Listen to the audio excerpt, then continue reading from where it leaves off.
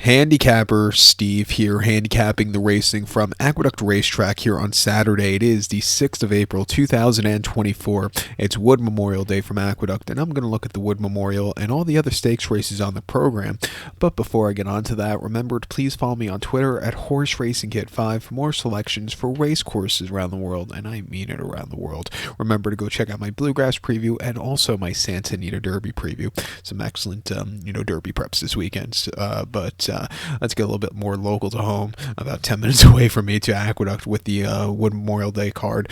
Usually Wood Memorial Day would mean first day of turf racing. We still have to wait another 2 weeks for turf racing. And anyway, if there were turf races carded today, with the amount of rain we've had in the last 2 weeks, it seems, here in New York, it's been crazy, and we just wouldn't be on the turf this weekend if there were turf races. Just in general, the live events in the last week have just been a little bit crazy here in New York. Also, with the amount of rain we had, like Wednesday, an earthquake on Friday, which I didn't. Everybody around me felt it. I didn't feel it, but it's just a crazy week. But and we have the eclipse Monday, so it's going to be great. But let's get to these stakes action from Aqueduct races 4, 6, 8, 9, and 10. So quite a few races to look at. Let's get to it right now. The fourth race from Aqueduct. It is the Carter Handicap. It's a grade 2 event this year, going for a purse $300,000. Race for 4-year-olds and upwards. Field of 5 horses, going 1,400 meters or 7 furlongs here in the Carter. Going to take the 3-horse post time as the top selection. 3-5-2-4 for me in the superfecta. 3-5-2-4 super. Top selection 3-horse post time. 4-year-old colt by Frosted here. Brittany Russell trains. Simon Russell comes in from the Mid-Atlantic to ride this horse. Most recent outing for this one came in the Grade 3 General George Stakes at Laurel, 7 furlongs, 17th of February, and the horse won by 3 lengths and put on a show. 103 Beyer wasn't as impressive with a Beyer speed figure as the race before, but this horse sat back early, had to maneuver a little bit later, was a little bit wide, but he came home clear. That was a very good run. Coming to New York, Brittany Russell won this race last year with an upsetter. I think this horse could get the job done and find the winner's circle here today. 2 back in the Jennings at Laurel on the slop, 1 mile 20th of January. The horse won by 6.5 lengths that day, and he had a wide trip, but he sat back early. He quickened up nicely, got to the front end, and flew home clear late with a 104 Beyer, career best. That was a very good run. Guess what? He's a winner of his last 3. He won the City of Laurel Stakes right after Thanksgiving at Laurel with the 7, winning by a head that day. Again, a little bit wide, but he flew home clear late.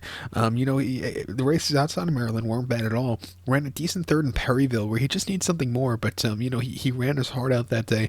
And then back at Pimlico, he gained a lot of ground off, so 41st time winners off a long refreshing. He's training well at Fair Hills. I'm going to give him a shot here at 8-5 on the ticket. I think the wise guy horse here is the 5-horse Pedalante for Dick Dutrow and Joel Rosario. Seems like he's entered in every single race since the stymie, but he's always scratching. I looked at the scratch board actually in the racing form. He was scratched once. That was like a few days after the stymie, where he was cross-entered, but it seems like he was entered like 10 times in the last 2 months. I'm telling you, it just seems like it. But most recent, that stymie, he finished third by a half a length that day. He was stupidly wide from a stupidly wide poster, but you wanted to be wide with that sloppy track. Maybe not that wide he was, but he finished third by a half a length, and then this Sky really took off clear. But this horse, he was gaining that day. Refreshing here with a better post-drum. Second off the bench, should be a lot fresher. I think he's sitting on a good run. He won the Salvatore Mile, gaining a little bit of ground at Monmouth, a mile on the 17th of June, winning by a half a length that day. He really took off clear there. And then Church over the 1-turn mile in optional 80, winning by 1.5 lengths. Again, a very wide trip, but he held on to the race. Training well. I'll give him a shot here in the multi-race. But to recount my selection for the 4th from Aqueduct, it is the Carter Handicap. I'm going to take the 3-horse post time. Give kudos to the 5-horse Pedalante. 3-5-2-4 super, 3-5 in the multi-race. Let's get to the 6th event now from Aqueduct, which is the Distaff Stakes or Distaff Handicap. It's a grade 3 event going for a purse $175,000. Race fillies, mares, 3-year-olds and upwards, or 4-year-olds and upwards. Field of 6 horses going 1,400 meters or 7 furlongs in the Distaff.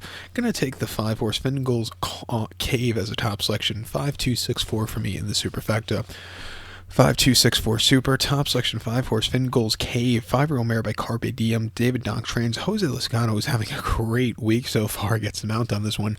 The horse's most recent outing came 20th of December, first start in 14 months at Aqueduct, a mile in the mud seal going in the Bay Ridge, facing state-bred competition again. He won by 4 3/4 lengths, and if you go off of that run, probably wasn't 100% cranked on paper, definitely wasn't 100% cranked. But this horse got to the front end and took home clear late. That was a very good return to the races. Coming here back off the bench, facing open company again. I expect this horse to really run a good race. If she ran that good off a bench, she should run even better here, second off. Two back in the Raven run, October of 2022, at Keeneland over the 7. He finished second by 4 lengths that day and didn't get out the gate so clearly. Was a little bit wide, but he was gaining that day behind Wicked Halo. Not a bad race there. And then to Saratoga in the summer 2022 on the mud, a mile and 1/8 in the Fleet Indian, winning by half a length that day. He was a little bit wide, but flew home clear late. It was actually a winner of her first 4 of her career. Broke the main at Belmont in May of 2022, came back to run in the Stapled Allowance race in May of 2022 at Belmont, winning by 9 lengths.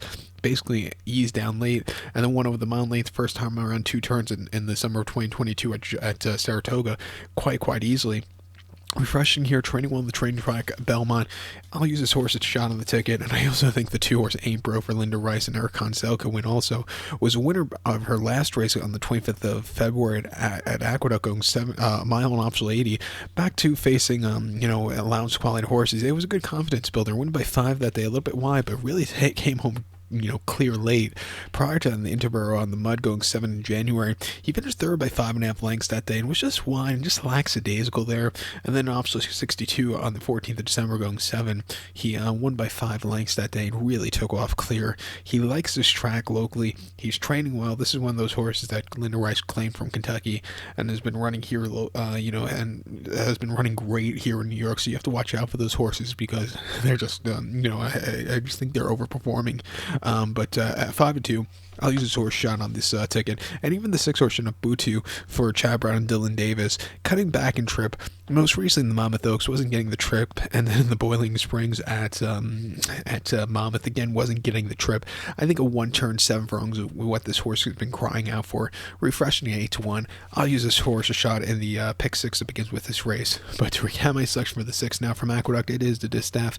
Gonna take the 5-horse Fengold's Cave. Give kudos to the 2-horse Ain't Broke and the 6-horse Chinabado. 5-2-6-4 Super, 5-2 in the multi-race. Let's get to race number 8 now from Aqueduct. The 8th race, it is the Gazelle Stakes. It's a grade 3 event going for a $200,000 purse. Races for 3-year-old fillies. We have a field of 10 horses in the Gazelle going 1,800 meters or a lap around the Aqueduct main track, which is a mile and 1/8 in circumference. My top selection here, I'm going to go with the 5-horse Life Talk. 5-2-8-7 for me in the superfecta. 5-2-8-7 super. Top selection of 5-horse Life Talk. This 3-year-old filly by Gunrunner. Tom Pletcher trains. Kendrick Carmouche gets to mount. The horse's most recent outing came 10th February at Tampa, a mile 40 yards in the Suncoast Stakes, and he finished 6th by 8 lengths that day, and he just wasn't getting into it. Was very flat late and just, lackadaisical, getting blinkers on to concentrate the horse. When this horse gets to the front and she does her better running style, come back to Aqueduct where she ran very well in the past, I'm going to give her a shot to find the winner's circle again. She just ran flat at Tampa. 2 back in the Demoiselle over the mud, mile and 1/8 2nd of December.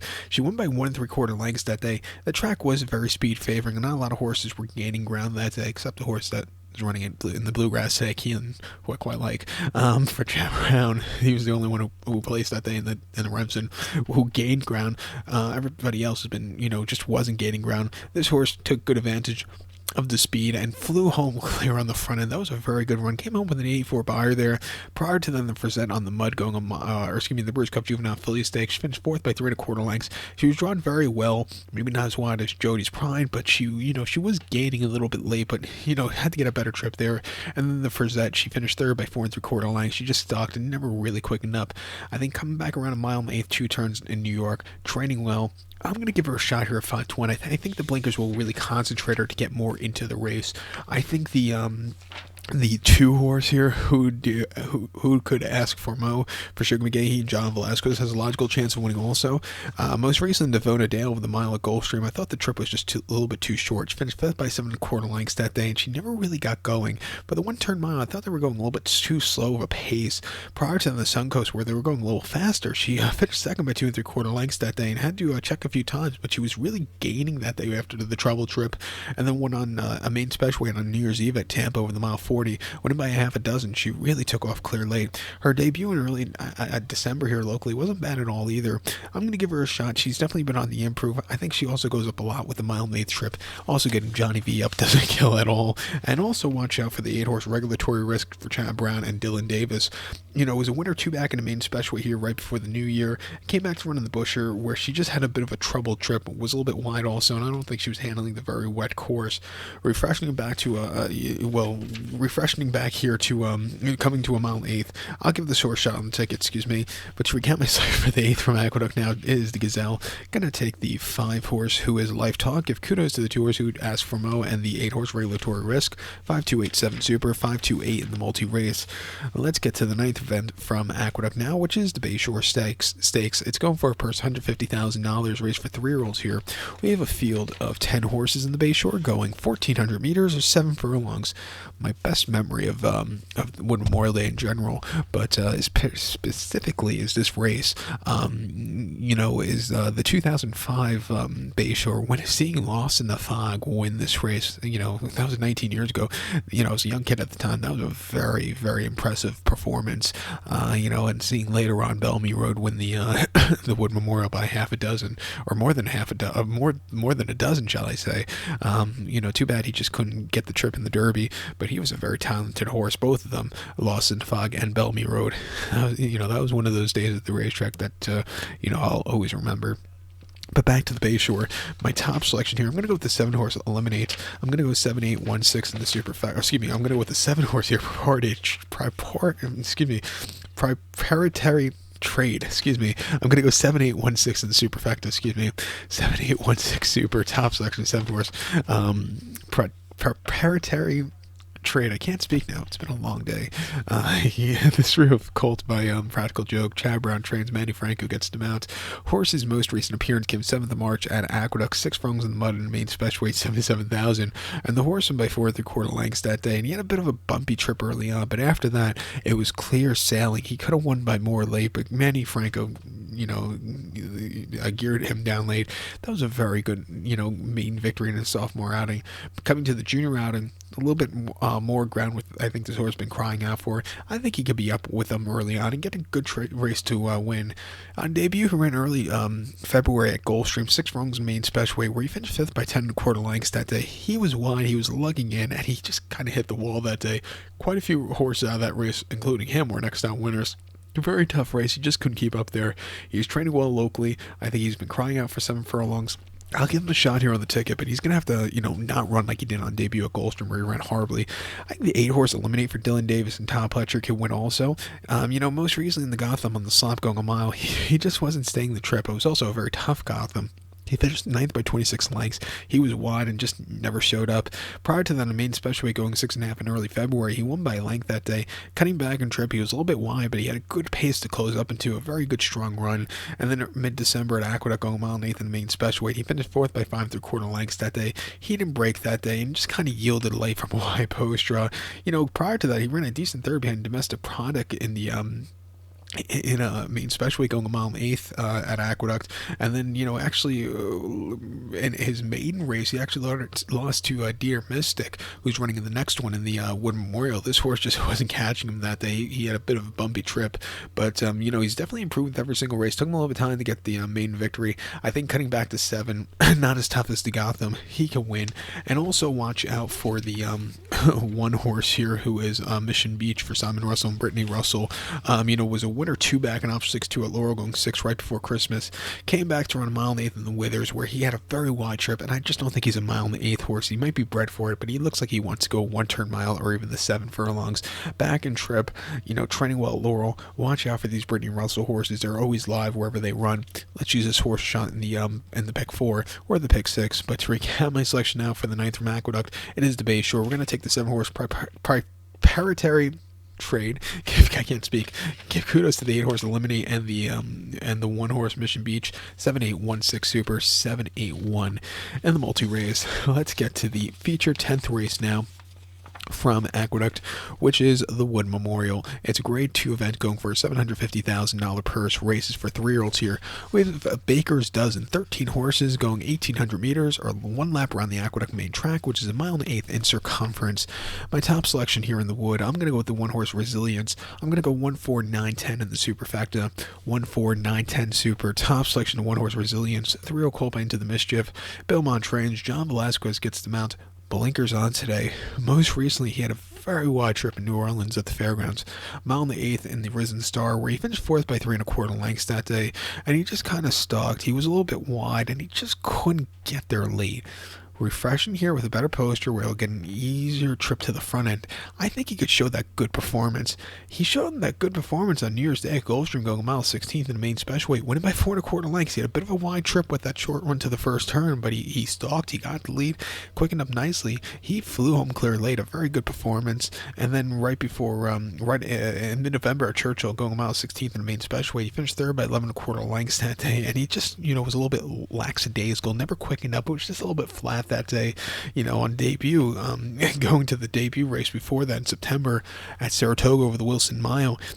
He just wasn't prepared to go a mile trip. He also had a very horrible poster, 9-10 over the Wilson Mile. He finished 6th by 23 1/4 lengths. Locked was a decent horse, won that day. Drumroll please, it was a next star winner, decent horse. This horse was just wide and just wasn't comfortable that day. Came back to run Churchill in early October, going 1-turn mile, where he had a decent place that day. Training well, pacing since the last race. He's been on the logical improve. Finally gets a good poster. He could definitely win.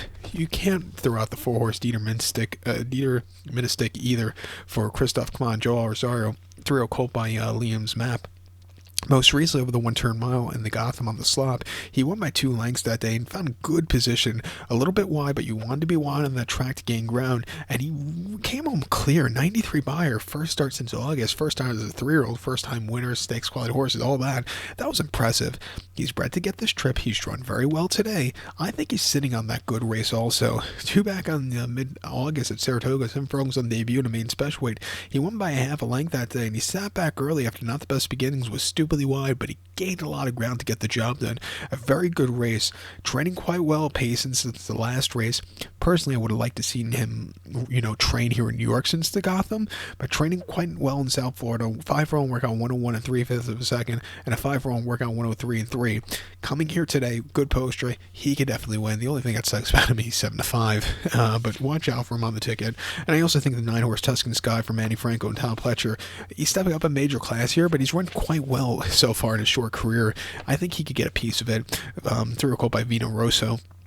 Most recently, an optional 100 locally, optional 100 not locally, but at the fairgrounds, going mile 16th on the slop in February. He won by 2 lengths. First time, winners first time around 2 turns. He flew home clear late. It was a little bit wide, but he got the job done. On debut here in January, going 6 furlongs in a main special weight, he won by 5 1/4 lengths that day. And again, from a tracking trip, he really took off clear. Another horse training well at Palm Beach in South Florida. It's refreshing up north at 4-1. He's going to have to overcome wide poster and jump up quite a few buyer points, but it wouldn't surprise me if he finds the winner's circle. Let's use him here in this Wood. But to recount my selection for the 10th from Aqueduct, now it is the Grade 1 Wood Memorial. Going to take the 1-horse Resilience, give kudos to the 4-horse Dieter Ministik, and the 9-horse Tuscan Sky, 1-4-9-10 Super, 1-4-9 in the multi-race. With that being said, good luck to all. Remember to go check out my Keeneland Bluegrass preview and also my Santa Anita Derby preview from the Great Race Place. And follow me on Twitter at Horse Racing Kid 5 for more selections for race courses around the world. Good luck, everybody.